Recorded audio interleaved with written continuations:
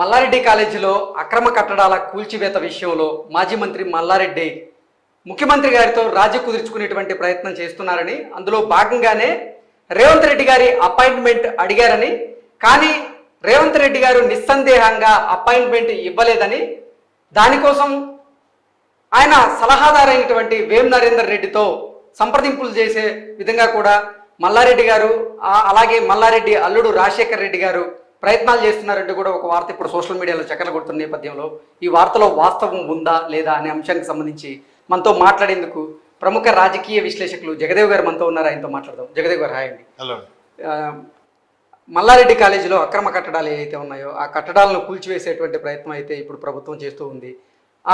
ఆ కూల్చివేతను అడ్డుకునేందుకు, అలాగే ఆ కూల్చివేత విషయంలో రాజీ కుదుర్చుకునేందుకు మాజీ మంత్రి మల్లారెడ్డి రేవంత్ రెడ్డి గారితో రాజీ కుదుర్చుకునే ప్రయత్నం చేయబోయారని, అయితే రేవంత్ రెడ్డి గారు మల్లారెడ్డికి అపాయింట్మెంట్ ఇవ్వని నేపథ్యంలోనే రేవంత్ రెడ్డి సలహాదారైనటువంటి వేం నరేందర్ రెడ్డితో ఇటు మల్లారెడ్డి అలాగే మల్లారెడ్డి అల్లుడు రాజశేఖర్ రెడ్డి కూడా భేటీ అయ్యారు అంటూ కూడా ఒక వార్త ఇప్పుడు సోషల్ మీడియాలో చక్కర్లు కొడుతుంది.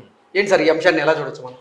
ఇది మీరు అంటున్నట్టు ఈ వార్త చక్కర్లు కొడుతుంది. ఇంకో వార్త కూడా విన్నాను నేను. మల్లారెడ్డి గారు కాంగ్రెస్ వైపు మొగ్గు చూపుతున్నారు, అందుకే సీఎం అపాయింట్మెంట్ కోరారు, అలాగే ఆయన సలహాదారుని కూడా అపాయింట్మెంట్ కోరారు. ఇది స్పష్టంగా కనిపిస్తుంది. రేపో మాపో షిఫ్ట్ అయిపోతాడని వార్తలు కూడా నేను సోషల్ మీడియాలో చూస్తున్నాను. అంటే మొత్తం మీద మనకి దుండిగల్ పరిసర ప్రాంతాల్లో ఉన్న ఎంఎల్ఆర్ ఇంజనీరింగ్ కాలేజ్ అది మల్లారెడ్డి గారు అల్లుడు గారిది అని అంటారు.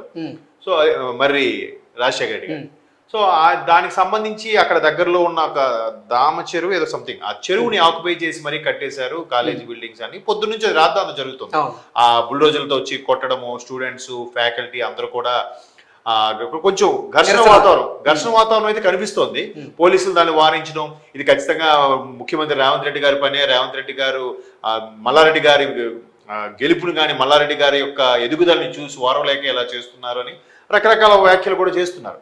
సో మొత్తం మీద దీన్ని ఎట్లా అడ్డుకునే విధంగా ఇతను వాళ్ళ అల్లుడు అయిన రాజశేఖర రెడ్డి గారు ఇద్దరు కూడా అపాయింట్మెంట్ తీసుకోవాలని ప్రయత్నం చేశారు. అంటే అపాయింట్మెంట్ ఎందుకు తీసుకోవాలి? వీళ్ళు చేసే పని కరెక్ట్గా ఉండి కట్టడాలు సరిగ్గా ఉంటే ఇట్లా కూల్చివేత అనేది ఉండదు కదా. రేవంత్ రెడ్డి గారి ప్రభుత్వం గద్దెనెక్కిన మరుక్షణం నుంచి కూడా ప్రతిదీ కూడా ఏవే ఉన్నాయి పాత ప్రభుత్వంలో, లొసుగులేంటి, అక్రమాలేంటి, అవినీతులేంటి, మేడిగడ్డ అయితేనేమి, ల్యాండ్ క్రూజర్లు అయితేనేమి, ప్రతిదీ కూడా ఎన్ని ల్యాండ్ క్రూజర్లు ఎన్ని రకాలుగా అవతకులు అన్నిటి కూడా బయటికి లాగుతున్నారు ఒక్కొక్కటిగా. సో ఇప్పుడు మల్లారెడ్డి గారు కూడా గతంలో ఏమన్నారు, పాలమ్మిన పూలమ్మిన బట్ మా మీద ఐటీ దాడులు ఏంటి అధ్యక్ష అని చెప్పి అసెంబ్లీ సాక్షిగా మాట్లాడారు. సో అప్పుడేంటి బీజేపీ రైడ్స్ చేయించింది, మా మీద ఎన్ని రైడ్స్ చేయించింది అని కూడా అప్పుడు కూడా చాలా వరకు దొరికాయని, చాలా వరకు పట్టుబడ్డాయి అన్నట్టు కూడా మన వార్తలో చూసాం. ఇప్పుడు ఈ కట్టడాలకు సంబంధించి రేవంత్ రెడ్డి గారు ఇక్కడే కాదు చాలా సందర్భాల్లో కూడా ఎక్కడైతే అక్రమ కట్టడాలు ఉన్నాయో అవన్నిటి కూడా, అంటే ఎస్పెషల్లీ ఆయన ఫుల్ రైట్స్ 3 డిపార్ట్మెంట్ వరకు ఇచ్చారంట. ఒకటి ఇరిగేషన్, రెండోది రెవెన్యూ, మూడోది మున్సిపాలిటీ. ఈ 3 డిపార్ట్మెంట్లకు కూడా ఇచ్చేసి ఎక్కడైతే అక్రమ కట్టడాలు ఉన్నాయో, ఎక్కడైతే ఇట్లా ఇల్లీగల్గా ఇష్యూస్ నడుస్తున్నాయో వాటన్నిటిని కూడా అణిచివేసే విధంగా ఉక్కుపాతంతో అణిచివేయండి అని చెప్పి కూడా ఫుల్ రైట్స్ ఇచ్చేసారంట ఆయా శాఖలకి. సో వీళ్ళు కూడా ఇప్పుడు ఏమైందంటే మేడ్చల్ పరిధిలో ఉండే కలెక్టర్ గారు ఎవరైతే ఉన్నారో ఆయన గౌతమ్ మీద ఆయన పేరు గుర్తు రావట్లేదు, ఆ కలెక్టర్ గారు ఆధ్వర్యంలో ఈ ఎంఎల్ఆర్ కాలేజ్ ఇంజనీరింగ్ కాలేజీకి సంబంధించిన అక్రమ కట్టడాలను తొలగిస్తున్నారు. ఆయన కూడా ఎప్పుడైతే ముఖ్యమంత్రి గారు ఆదేశాలు ఉన్నాయో ఎక్కడెక్కడ అక్రమ కట్టడాలు ఉన్నాయో, ఒక ఎంఎల్ఆర్ మల్లారెడ్డి గారికి సంబంధించినవే కాదు మిగతా ఏవేవైతే ఆక్యుపై చేశారో, మిగతా ఏవైతే కబ్జా చేశారో వాటన్నిటిని కూడా కూలగొట్టే ప్రయత్నం అయితే చేస్తున్నారు. కాకపోతే ఈయన బీఆర్ఎస్ చెందిన వ్యక్తి కాబట్టి కావాలనే ప్రభుత్వం కక్షగట్టి ఈ విధంగా చేస్తుందనే వాదం తెర మీదకి వస్తుంది. సోషల్ మీడియాలో కూడా కావాలనే మల్లారెడ్డి గారిని టార్గెట్ చేశారు కాబట్టి ఆయన కూతురు, ఆయన అల్లుడికి సంబంధించిన కాలేజీలు కూడా ఇటువంటి అక్రమ కట్టడాలను తొలగించే ప్రయత్నం చేస్తున్నారు. ఇన్ని రోజులుగా లేవా అనే అంశం కూడా వస్తుంది. బట్ ఏదైతేనేం దాన్ని మీరు అన్నట్టు సయోధ్య కుదుర్చుకోవడానికో లేదంటే దానికి ఇంకో గడువు ఇవ్వండి, మేము ఇంకో దగ్గర తీసుకెళ్తాం బిల్డింగ్లను చెప్పడానికో ఏదైతేనే ఆయన అపాయింట్మెంట్ కోరితే అపాయింట్మెంట్ ఇవ్వడం నేపథ్యంలో సలహాదారైన వేమిరెడ్డి గారి దగ్గరకి వేం నరేంద్ర రెడ్డి గారి దగ్గరికి వెళ్ళి ఆయన దగ్గర రిక్వెస్ట్గా ఎక్స్ప్లెయిన్ చేసుకున్నారంట.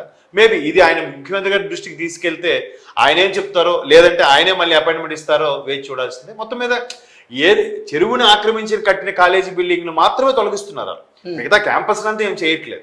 బట్ ఏదైతేనేం ఒక మాజీ మంత్రి మీరు అన్నట్టు అంత దట్టు బీఆర్ఎస్ లో కేటీఆర్ గారి తర్వాత అంత మాస్ ఫాలోయింగ్, అంత సోషల్ మీడియా ఇమేజ్ ఉన్న వ్యక్తి మల్లారెడ్డి గారని కేటీఆర్ గారు స్వయంగా చాలా సందర్భాల్లో చెప్పారు. సో అటువంటి మల్లారెడ్డి గారి అంశం ఎప్పుడు ఎవరు ఆయన టచ్ చేయలేదు, ఎప్పుడు మాట్లాడలేదు. ఇప్పుడు ఇట్లా కూల్చివేతల కారణంగా మళ్ళీ ఆయన పేరు కానీ ఆయన కాలేజీల ప్రస్తావన కానీ తెర మీదకి వచ్చింది. ఎందుకంటే మల్లారెడ్డి గారి మీద కక్ష సాధింపు చర్యల్లో భాగంగానే ఈ కూల్చివేత జరుగుతుంది అంటూ కూడా కొంతమంది బీఆర్ఎస్ నేతలు బయటకు వచ్చి ఆయన మీద ఆరోపణలు చేస్తున్న నేపథ్యంలో వాటిని ఎలా చూడొచ్చు? నిజంగా కక్ష సాధింపు చర్యల్లో భాగంగా ఈ అక్రమ కట్టడాలను కూల్చివేత జరుగుతుందా, లేదంటే అసలు నిజంగా అక్రమ కట్టడాలు కాబట్టే అధికారులు అక్కడికి వెళ్ళి కూల్చివేస్తున్నారా అంటే ఏం చెప్తారు? ఇప్పుడు వీళ్ళందరూ కూడా ఏమంటున్నారు, కక్ష సాధింపు అన్నట్టుగానే చెప్తున్నారు తప్ప అది అక్రమ కట్టడం కాదు అని ప్రూఫ్ చూపించవచ్చు కదా. సింపుల్ కదా, ప్రెస్ మీట్ పెట్టి ఇది అక్రమ కట్టడం కాదు, కేవలం మాకు ఇచ్చి లైసెన్స్ ఇచ్చిన దాంట్లో మాత్రమే కట్టాము అని పత్రాలతో సహా ప్రెస్ మీట్ పెట్టి చెప్పొచ్చు కదా. అలా చెప్పకుండా ముఖ్యమంత్రిని కలవడానికి లేదంటే ముఖ్యమంత్రి యొక్క సలహాదారుని కలవడానికి వెళ్ళారు అంటే దాంట్లో ఉద్దేశం ఏమై ఉంటుంది? ఎందుకు అలాగా కప్పిపుచ్చుకునే ప్రయత్నం చేస్తున్నారు? ఓకే, ఆ మొదటి నుంచి కూడా ఆయన ప్రతిదీ ఎక్స్ట్రీమ్ లెవెల్కి వెళ్ళి చేస్తున్నారు అనుకుందాం కాసేపు. మరి 10 ఏళ్ళుగా చేశారు కదా, 10 ఏళ్ళలో వీళ్ళు కూడా చాలా అక్రమ కట్టడాలు తొలగించారు. కొన్ని దగ్గర ఓల్డ్ సిటీ దగ్గర కానీ ఇటువైపు నిజాంపేట దగ్గర కొన్ని ఏరియాలో కూడా అక్రమ కట్టడాలు బీఆర్ఎస్ ప్రభుత్వం కూడా తొలగించడం జరిగింది.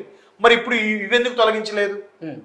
సో వాళ్ళ పార్టీ వాళ్ళ వరకు తొలగించలేదు, మిగతా వాళ్ళందరినీ తొలగించారు బీఆర్ఎస్ వాళ్ళు అని కూడా ఒక వాదం ఉంది. దాంట్లో ఏది కరెక్ట్? సో వీళ్ళు కూడా అక్రమ కట్టడాలు కాని ఏడల వీళ్ళు ప్రెస్ మీట్ తీసుకొచ్చి ఇగో పట్ట దాన్ని మేము కాలేజీకి ఇలా పెట్టుకున్నాం, లేదా మా కాలేజీ 100 yearsకో 99 yearsకో లీజుకి తీసుకున్నాం, ఇక్కడ వరకు మాకు పరిధి ఉంది, మేము కట్టుకోవచ్చు అని ప్రెస్ మీట్ పెట్టి చెప్పొచ్చు కదా. ఇతనే చెప్పక్కర్లేదు, కాలేజ్ కరెస్పాండెంటో కాలేజ్ ప్రిన్సిపాల్ ఎవరైనా చెప్పొచ్చు. సో అలా చెప్పకుండా సయోధ్య కుదుర్చుకోవడానికో లేదంటే ఎక్స్ప్లెయిన్ చేయడానికో మీ భాష ఏదో నాకు తెలియదు, అది సయోధ్యకి వెళ్ళారా, ఎక్స్ప్లెనేషన్కి వెళ్ళారా, లేదా పార్టీనే పూర్తిగా మారడానికి వెళ్ళారా అనేది తెలియదు. రకరకాలుగా అనుకుంటున్నారు సోషల్ మీడియాలో. సో ఇద్దరు అల్లుడు ఇతను ఇద్దరు కూడా వెళ్ళి ఆయన అపాయింట్మెంట్ కోరుతూ ఆయన అపాయింట్మెంట్ ఇవ్వకపోతే సలహాదారు వాడికి వెళ్ళి కలిసి ఎక్స్ప్లెయిన్ చేసి వెనక్కి వచ్చేసారంట. సో రేపో మాపో కలిసే అవకాశం కూడా ఉంది. కలిస్తే అప్పుడేం చెప్తారో చూద్దాం. అప్పుడు కూడా ఇది అక్రమ కట్టడం కాదని చెప్తారా, లేదా అక్రమ కట్టడమే కాదు మేము ఎక్స్ప్లెయిన్స్ ఇస్తాం, లేదా మాకు కొంత గడువు ఇవ్వండి వేరే దగ్గర కడతాం అనేది చెప్తారు. వేరే దగ్గర కడతాం మాకు గడువు ఇవ్వండి అంటే అది అక్రమ కట్టడం ఒప్పుకున్నట్టేగా. అలా కాదంటే ఖచ్చితంగా పట్టాలకు ప్రూవ్ చేయాలి, లేదంటే దీన్ని ఇంకో యాంగిల్లో తీసుకెళ్లి రాజకీయ రంగు పులిమి దీన్ని ఖచ్చితంగా కాంగ్రెస్ ప్రభుత్వం బీఆర్ఎస్ మీద రాజకీయ కక్షతోనే ఇవన్నీ చేయిస్తుందనే నినాదం ఎత్తుకోవాలి. చూద్దాం. మల్లారెడ్డి గారు మంచి స్పోక్స్ పెన్, చాలా బాగా అన్ని రకాలుగా బాగా మాట్లాడతారు కాబట్టి ఒకవేళ ప్రెస్ మీట్ పెట్టి ఏ పార్టీ అధికారంలోకి వస్తే ఆ పార్టీకి అనుకూలంగా మాట్లాడతారు, ఆ పార్టీలో ఉన్నటువంటి పెద్ద నాయకులను కూడా కలిసేటువంటి ప్రయత్నం చేస్తారు మల్లారెడ్డి గారు అంటూ కూడా గతంలో కొన్ని ఆయన మీద వార్తలు వచ్చాయి. ఏంటి వాటిని ఎలా చూడొచ్చు? ఇప్పుడు నిజంగా ఈ అక్రమ కట్టడం కూల్చివేస్తున్న నేపథ్యంలో రాజీ కుదుర్చుకునేందుకు చర్చలు జరుపుతున్నారా, లేదంటే నిజంగా మీరన్నట్లుగా ఇప్పుడు ఆయన బీఆర్ఎస్ని వీడి కాంగ్రెస్ పార్టీ తీర్థం పుచ్చుకోబోతున్నారా అంటే ఏం చెప్తారు? అవి కూడా వస్తున్నాయి సోషల్ మీడియాలో వార్తలు. ఇప్పుడు రాజకీయాల్లో ఇలాగే గేమ్ ఆడాలని రూల్స్ అండ్ రెగ్యులేషన్ ఏం లేవు కదా. రాజకీయంలో ఎలాగైనా గేమ్ ఆడొచ్చు, దానికి ఎటువంటి రూల్స్ అండ్ రెగ్యులేషన్ లేని ఏకైక గేమ్ ఇండియాలో ఏదో ఉందంటే అది ఇండియన్ పాలిటిక్స్. అది రాష్ట్ర స్థాయిలో అవ్వచ్చు, జిల్లా స్థాయిలో అవ్వచ్చు, కేంద్ర స్థాయిలో అవ్వచ్చు, ఏది ఎప్పుడైనా జరగచ్చు, ఎవరు ఎటైనా వెళ్ళొచ్చు. ఇప్పుడు ఆయన కాలేజీలకు ఇప్పుడు అక్రమంగా కట్టడాలను తొలగిస్తారంటున్నారు. ఇంకా ఎన్నున్నాయో అవన్నీ కూడా కాంగ్రెస్ ఒకవేళ కక్ష సాధింపుగా అవన్నీ తొలగిస్తే ఈయన పరిస్థితి ఏంటి, ఈయన కాలేజీ పరిస్థితి ఏంటి, కాలేజీ రెప్యుటేషన్ పరిస్థితి ఏంటి? సో అలాంటప్పుడు ఖచ్చితంగా సయోధ్య కుదుర్చుకోవాలి, లేదా పార్టీ ఫిరాయింపులైనా జరగాలి.